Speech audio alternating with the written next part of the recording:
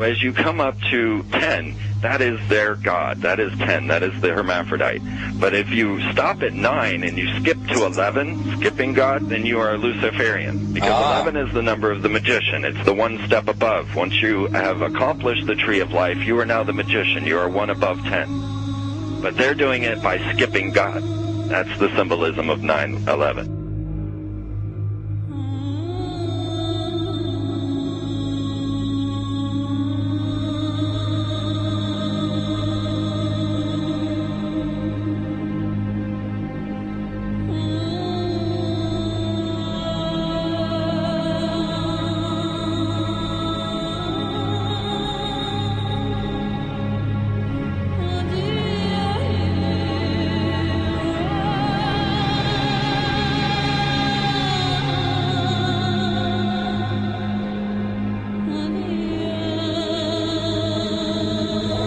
It is a big idea, a new world order.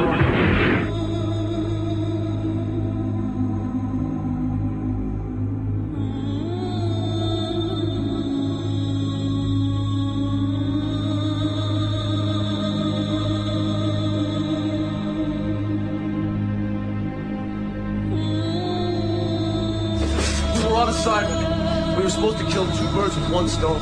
In Fight Club, Project Mayhem destroys a giant bronze spherical sculpture. This seems an obvious reference to the sphere at the World Trade Center complex. Trust me, everything's gonna be fine. In a pivotal scene reminiscent of 9/11, we see the destruction of skyscrapers and the change of a skyline. Second anniversary of the 9/11 attack on the World Trade Center, George Bush asked for an $87 billion increase in military spending.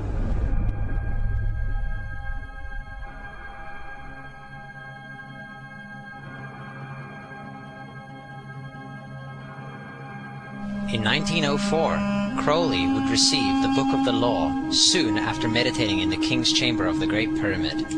He claimed he had been contacted by a being called Aiwass. Crowley would also use this symbol in his work. Some of its meanings are said to include a reference to the number 77 in Hebrew and a connection to the god Pan. Crowley made this drawing of a non-human intelligence he saw during a ritual. Synchronous 23 has made the connection between Aiwass and the Wizard of Oz, and has further pointed out the similarities between Crowley's grey alien-like drawing and the depiction of the projection of the Wizard of Oz in the film version. The much overlooked theory has been put forward on the internet that when we are looking at George W. Bush, we are actually seeing Aleister Crowley's grandson. I have suggested that this video footage of George W. Bush reading The Pet Goat, coinciding with the start of the 9/11 mega ritual, is in fact a dedication of the 9/11 mega ritual to the great god Pan by Aleister Crowley's grandson.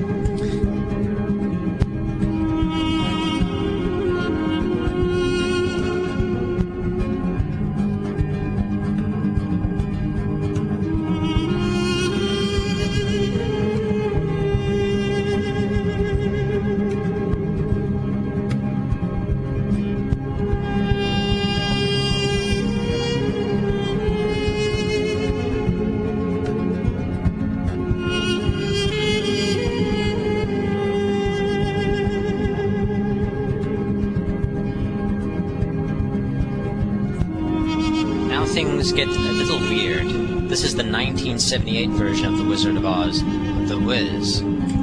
Again, we see the Emerald City connected to New York.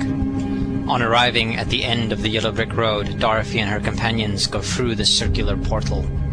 Through the door, we see 3 pyramids. Behind the pyramid shape, in between the pyramid pillars of the World Trade Center, we see the sphere, the representation of the Kaaba.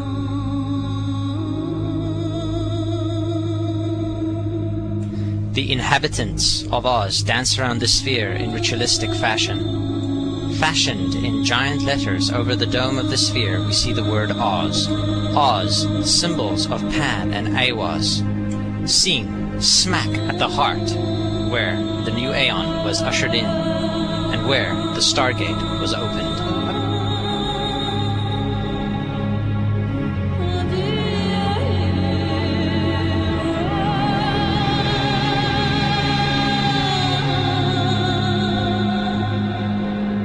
Between the Twin Towers is called the spherical caryatid. It was made by artist Fritz Koenig and was nicknamed the Sphere. We see that Koenig made this thing in Bavaria, the same place where the Illuminati was founded.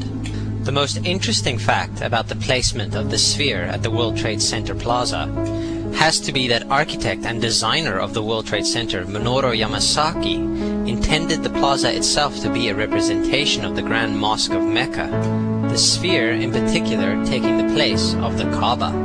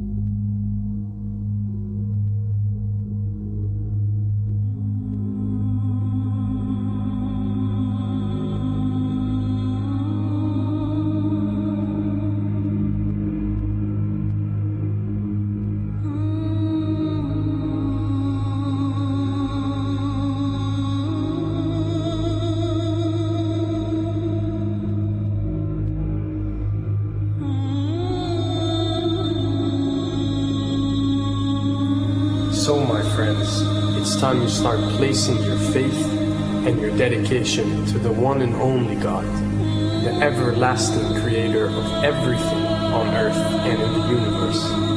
He is greater than anything our minds can comprehend. Do you know how many times Muslims are required to circle the Kaaba and visit it? 7 times, each counterclockwise. Would you like to know why?